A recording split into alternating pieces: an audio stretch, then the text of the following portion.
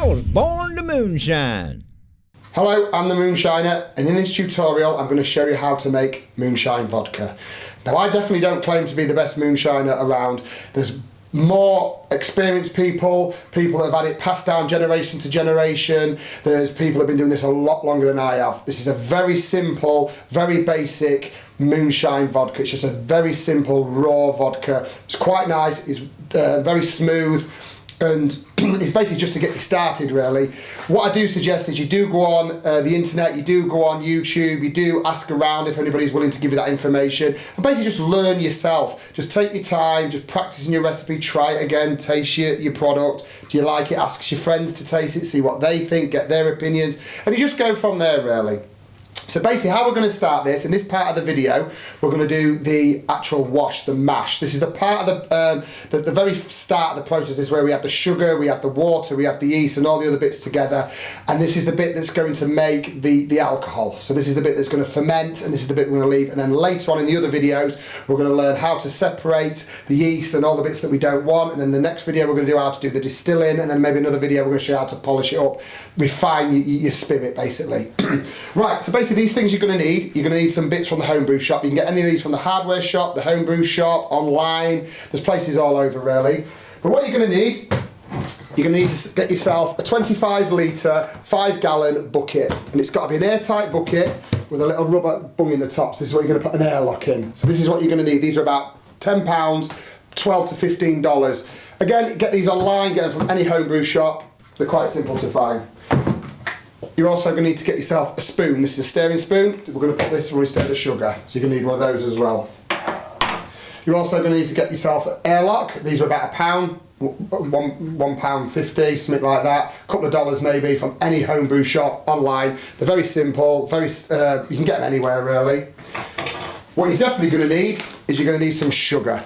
And in this recipe, we're going to use 8 kilos of sugar. Now this is 5 kilos. These are about £3.50, which is about $5. You can get these from any supermarket, any grocery store. These will have them.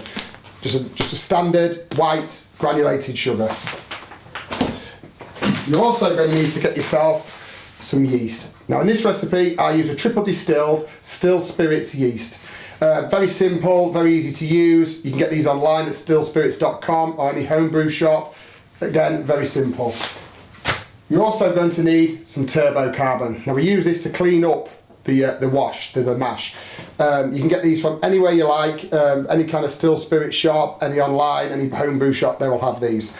So what we're going to do now, we're going to go into the bathroom and we're going to mix all this together. Now the reason why I do it in the bathroom is because it gets very messy. You can spill stuff, things can fall out onto the floor. So it's best to do this in the bath, and then you're not going to make a mess. Here we are in the bathroom. This is the part where we're actually going to go through how we're going to make the vodka. Right, so first thing you're going to need, like I say, is you're going to need your 25 litre, 5 gallon bucket. Now I'm going to put this into the bath.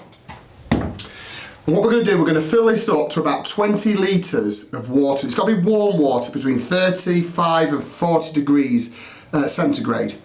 So I know what the temperature of my bath taps are, and they're about 35 to 40 degrees, so I'm okay. But if you're not sure, just get yourself a thermometer, start to fill the water up to about 20 litres, and just keep checking the temperature. Now you want 40 degrees, 35 to 40 degrees, because that's the optimal temperature for yeast to start to ferment. When it starts to eat the sugar and sweat out the alcohol, and that's what we want. So we don't want it too hot because you can kill the yeast, and you don't want it too cold that they'll lay dormant. So you want it about 35 to 40 degrees. So we're going to fill this up, and then we're going to start to add the sugar. This is the bit where you're going to need 2 of these. This is the bit where you're going to need 8 kilos of sugar. So we're going to start adding the sugar.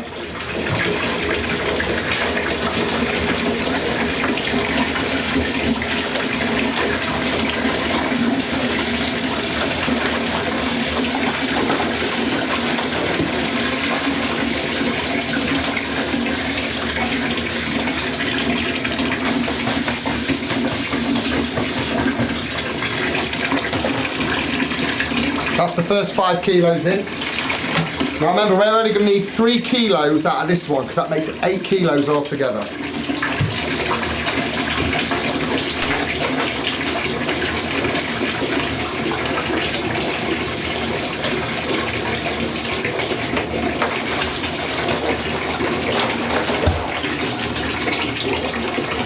I'm just going to wait for that to fill up now to 25 litres.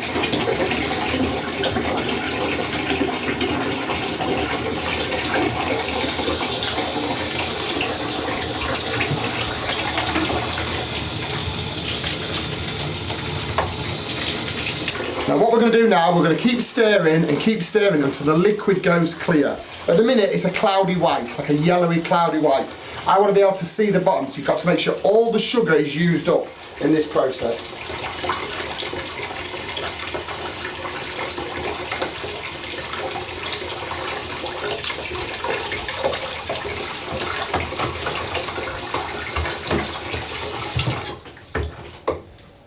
Okay, that's 25 kilos. We're just going to keep stirring it. It could take 5 minutes or so. So just keep stirring and keep stirring until it's clear.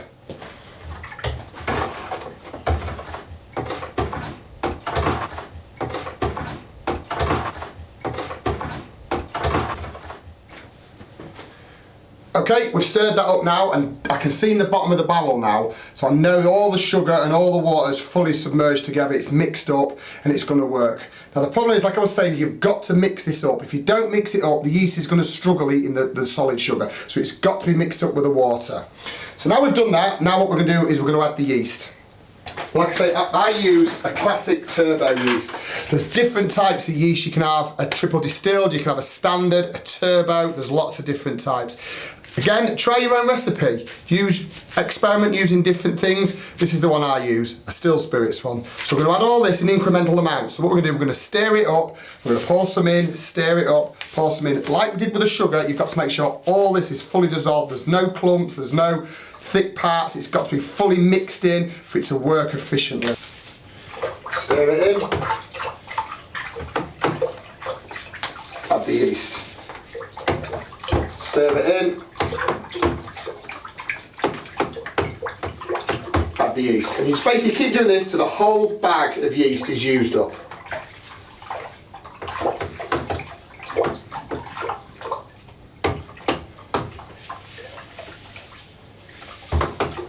Just one other thing to note, this size packet of yeast is designed for 25 litre or 5 gallon drum. Most of them are. If you are using a smaller rig, a smaller bucket, just check with your homebrew shop or check online to make sure that you're not using too much yeast to too little sugar, because it'll just waste it really. So make sure you get the right size packet. But to be honest, most use 25 litre or 5 gallon drums with this bag of yeast, which is the exact amount you need for this amount of water.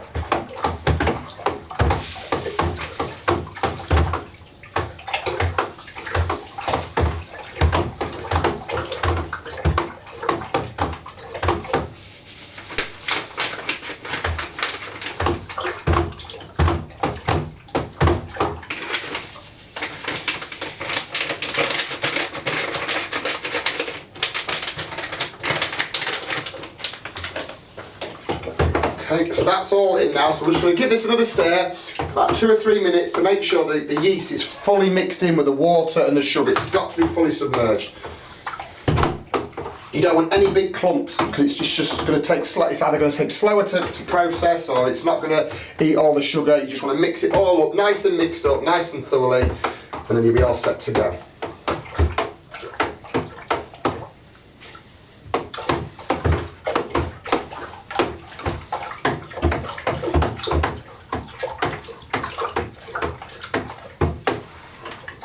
Okay, we've fully added that now to the mixture, and that's going to start to ferment very shortly. Now there's just one point I just want to make. This is a turbo yeast. I don't know if you can see that. Can you see that turbo yeast?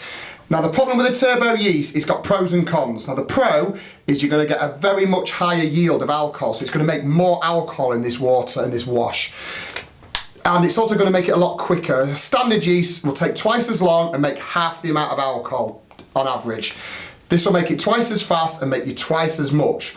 But in this recipe I'm going to show you today, this vodka, you don't want the aftertaste that this makes. This is going to leave impurities in your wash, in your still, in your spirit. It's going to make some impurities taste. Now some people want that in their spirit, but personally I don't. Again, try your own recipes, try different techniques, try different flavours, different makes, all these different things you can do. But in this recipe today, you're going to need another part to this, and that's this. This is turbo carbon. This is a Still Spirits product. You can get this from any homebrew shop. You can get it online at stillspirits.com. What this is going to do, this is going to be like a pond filter that you have for your fish. It's going to pull out all them impurities. Now you can do that afterwards, which we're going to do that after we've made the spirit and we're going to polish it up. That's going to be another video. But we're also going to give it a head start when it's actually fermenting. So this is going to take all the dead yeast, all the bits we don't want, all the flavour that we're trying to take out. It's going to absorb these and it's going to sink to the bottom, and then we're going to show you how to take that out. So what we're going to do is add this now. This is, like I say, turbo carbon. We're going to add this now. Now this is the bit where you need to do it in your bath, because this is going to be very messy. If you get this on your carpet, if you've got a ceramic floor that isn't glazed, you're not going to get this off. If you get this on your carpet, it's not going to come off. So make sure you do this somewhere it's got newspaper down, like I do it in the bath, so it's easily washable. So make sure you don't get this on your carpet. So we're going to add this now. Again, we're going to get a vortex going, just like we did the sugar and just like we did with the yeast. We're going to get it all stirred, get it all going. And then we're going to add the carbon.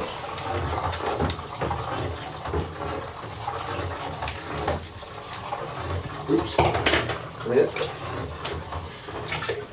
There we go. Oops, spilled a bit. Again, you can see why now you do it in the bath. You see them big pink chunky sand bits? That's your carbon. Now it does look black and you think, oh God, how am I going to drink this? Trust me, this will all sink to the bottom. Gravity will take over, and by the end of this will be a nice clear liquid. But for now, we need this to be in the wash to go around with the fermenting process, drinking up all them impurities and getting rid of them and taking them to the bottom. So I'm just going to stop that. I'm just going to get all that. You want to get all of this out. Again, this packet is designed for 25 litre wash, 5.5 gallon or 5 gallon. Just going to add some water. I'm going to open it up. And there you go.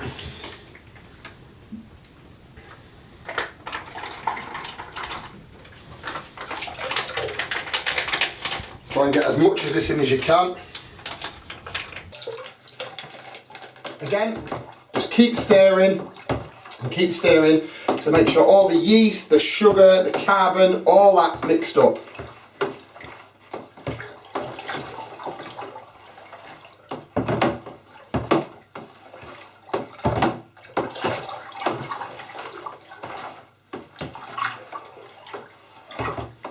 Okay, so we've mixed all that up now. So you've got the carbon, you've got the yeast, you've got the 8 kilos of sugar, you've got the 20 litres of water, between 30 and 40 degrees. So that's all going to start to ferment now. It usually takes about 20 to 30, maybe an hour tops before this starts to ferment. You'll definitely notice this working. Now what we're going to do now, we're going to leave this, but what you don't want to do is leave it without a lid, because you're going to get external moisture going in, you could get debris going in there, you'll get anything you probably don't want to get in there. So when you buy these buckets, they all, like I say, they come with a lid and they've got a little rubber bung, if you can see that, and you also come with an airlock. So we're going to put that on, make sure it's all fully sealed. We're going to top this up and then we're going to put it to one side. Now when you put it to one side, you don't want to put it in your garden if it's cold, and you also don't want to put it near a radiator where it's going to be too hot. You want it about average room temperature, so make sure it's in a dry airing cupboard, somewhere like that, between 20 and 25 degrees centigrade, just standard room temperature. If it's too hot, again, you could kill the yeast. If it's too cold, the yeast will just lay dormant and not do anything. So we're going to put this on, add the water, and we're just going to put it to the side, and we'll come back in about an hour.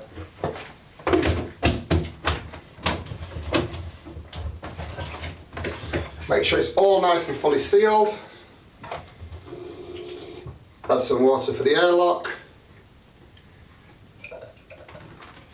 There we go, I don't know if you can see that, but there's some water in there. So what this will do, this will allow carbon dioxide, which is a byproduct of the fermentation process, to escape, but again, not let anything go in. So make sure you get your airlock. Place your airlock on the top. There we go. I'm just going to put this to one side. Okay, I just want to show you this. This is an hour later. Like we did, we made all the wash, the carbon, the sugar, the yeast. We put it in, stirred it up and put it to the side. This is an hour later now, and as you can see, the airlock's bubbling away. So what we need to do now, we need to leave this now until that stops bubbling. Once that stops bubbling, the fermentation process is finished. So we'll come back in about 7 to 10 days, and then we'll show you the next part. Okay. Hi, I'm the Moonshiner, and if you enjoyed today's tutorial, please press the red subscribe button below for more hints, tips and videos on everything to do with moonshine. Keep it shining. Peace!